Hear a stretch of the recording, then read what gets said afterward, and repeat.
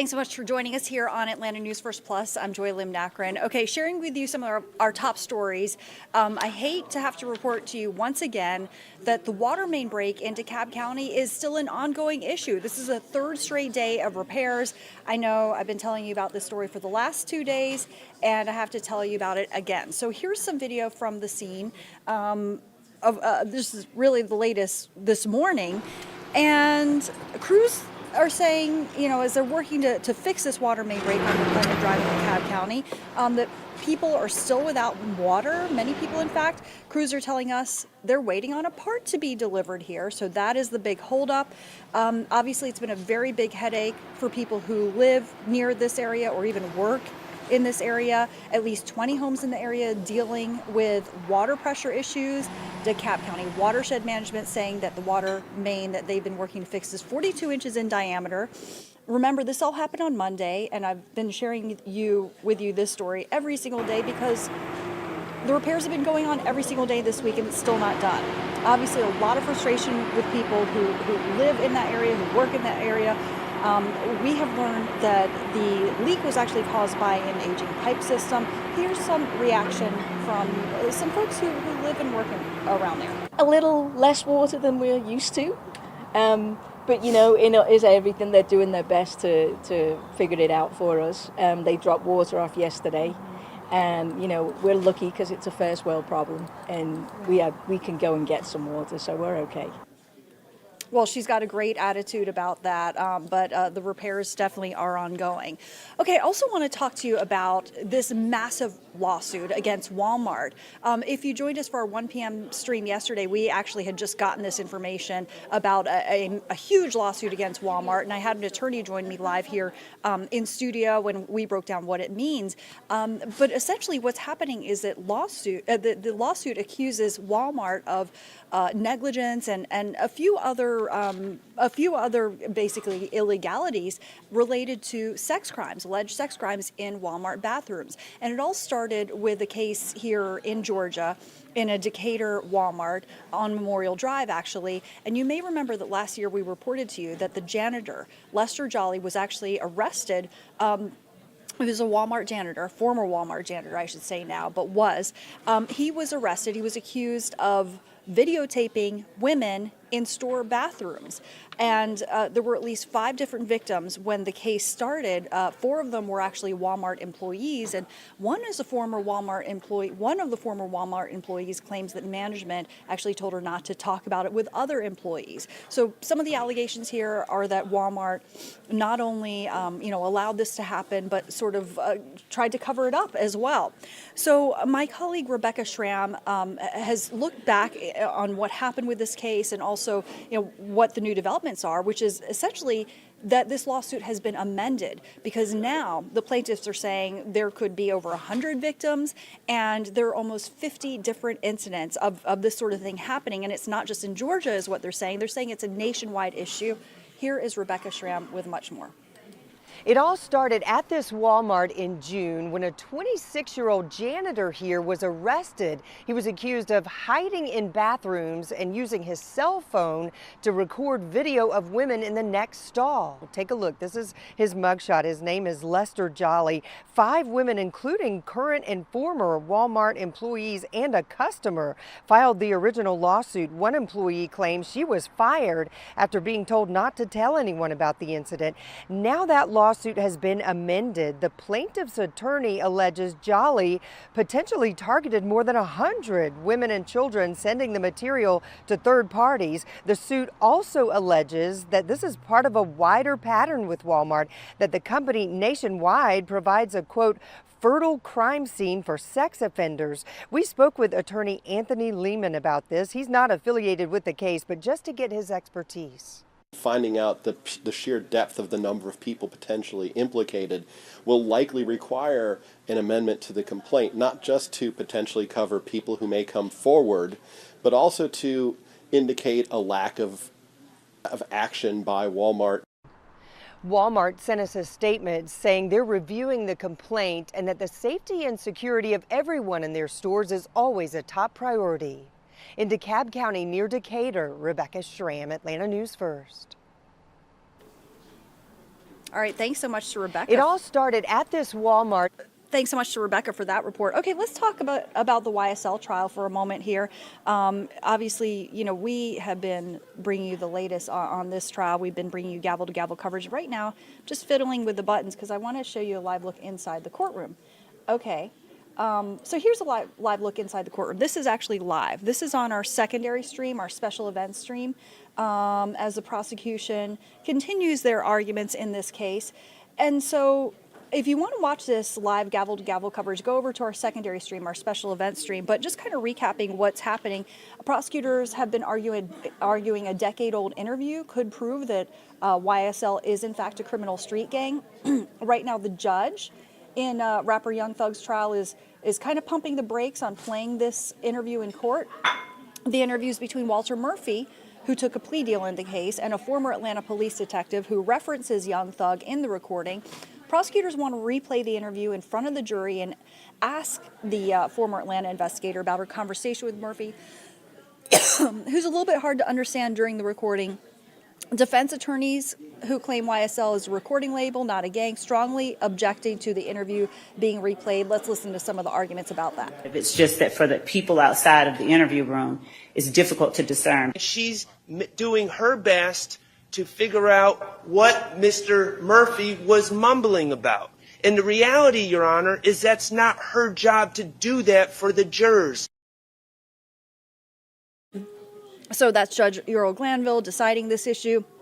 In another live look in court here, Adrienne Love has been leading the prosecution. And if you want to watch this live gavel-to-gavel coverage, go over to our secondary stream and you can see the latest on that. Okay, I also want to let you know about a gas leak that was an issue. It was in Dekalb County. Well, it's been fixed, thankfully, after hours of work. So Dekalb County Fire is saying that an independent company was installing a guardrail when it hit a gas line around 2:40 this morning. That caused Scott Boulevard to be blocked off for hours overnight while crews waited on a part to fix the leak. The road reopened excuse me, a few hours ago at 7 o'clock, so thankfully that is no longer an issue. All right, let's turn now to the First Alert forecast. First Alert meteorologist Courtney Jacobazi. I see above average temperatures for next week, and I think a lot of people are happy about that. Oh yeah, it's going to be fantastic. If you like the warmer weather, we have it for you. Now, unfortunately, that is going to come with a little bit higher humidity, so a little more on the muggy side. We are heading into that season, everyone, where the warm and dry days and the warm and comfortable days are going to start to come to an end, and it'll be all about the warm and humid days, and that does seem like it'll start to trend that direction as we head into next week. So something we will be watching for you for sure, but I don't know about y'all, but I can get behind the warmer than average temperatures because I am a warm weather girl. I love the warm weather. We've got plenty of it on the way as we head through the next several days. This is the Climate Prediction Center's outlook, by the way, through the start of May, which, believe it or not, starts next week. So heading into next week, while I get this set up here. I needed a box. I was too short, y'all.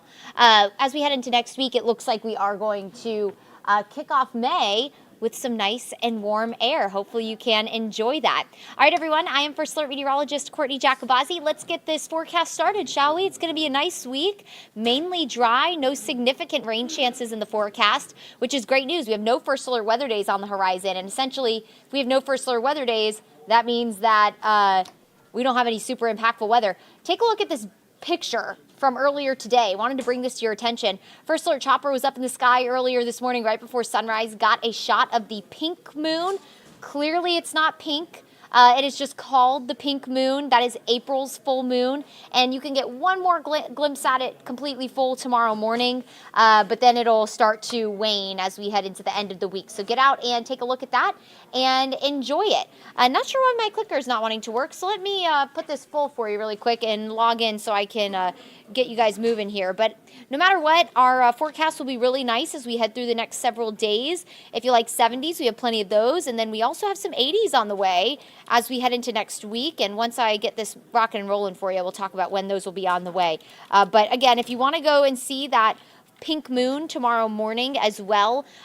We should have mostly clear skies tomorrow morning. You'll notice clouds build through the day today, but by tomorrow morning, mostly clear skies should continue. So if you didn't get a peek at it this morning, you have one more opportunity to do so, and it looks like we should have some pretty nice weather for it. I am logging on in now so I can get this moving, and let's see. There we go. Stop. Not sure why that happened, but that's okay. I'm about to get my graphics rocking and rolling for you so we can get this moving. Alrighty, again, nice and warm, mainly dry week ahead of us. And so overall won't be a terrible forecast over the next 7 days. Let's talk about our forecast high temperatures today. There we go. 70s this afternoon, highs in the low 70s in the mountains, mid 70s for downtown Atlanta. Now the further south you go, we do have temperatures in the upper 70s. So we have a southwest wind right now that's putting us under the influence of the Gulf of Mexico. So that's going to bring in a slightly warmer air mass for those of us, especially south of I-20. We'll have a front move in later today, which will offer us a small rain chance. So that'll keep temperatures north of the city just a touch cooler. Let's talk about that front, because this is going to be just a very slight change to the forecast for the day today.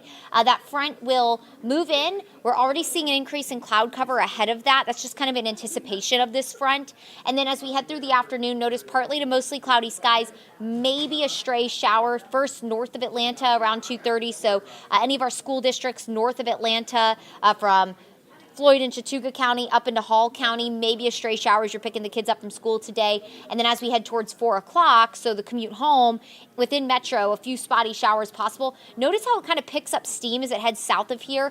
The further south of I-20 you go, the more moisture you'll have to work with, or this front will have to work with. So that will allow a slightly higher coverage of rain for central Georgia, but for us, again, 20% coverage at best. Does move out of the way any kind of chance for even a stray shower by this evening. So if you're headed to Truist Park tonight, mostly cloudy in mid-70s around 5 if you maybe want to grab a bite to eat at the Battery beforehand.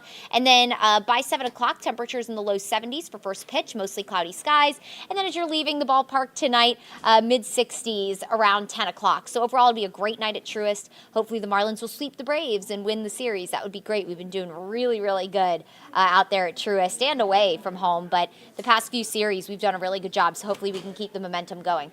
Overnight tonight, lows will drop into the upper 40s to low 50s. So very similar to where we were this morning. You'll need a light jacket as you step out the door tomorrow. And then tomorrow looks great. We'll see mostly sunny skies. It'll be warm with temperatures near 80 degrees. It'll be a really, really nice day for Thursday. Here's a look at that 3-day forecast for Friday, Saturday, and Sunday. So kind of heading for the weekend, essentially.